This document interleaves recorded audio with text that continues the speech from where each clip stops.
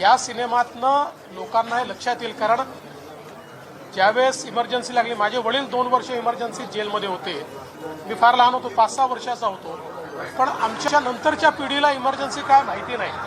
त्यामुळे आज काँग्रेस जे संविधान घेऊन नाचताय, आणि नाचलंच पाहिजे, कारण आमचं संविधान नाचण्यासारखंच आहे.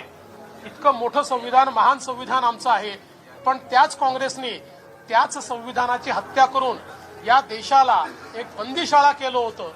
हे देखील, हा इतिहास देखील आता सर्वांपर्यंत पोचला. नसबंदी संदर्भातलं देखील चित्रपटामध्ये दिसले, कसं बघता या संदर्भात?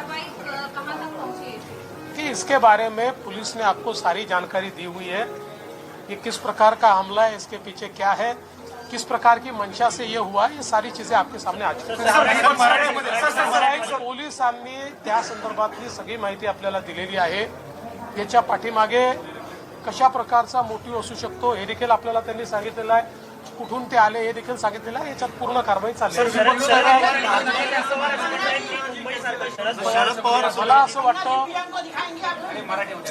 मला असं वाटतं की देशातल्या मेगा सिटीमध्ये सर्वात सुरक्षित मुंबई आहे.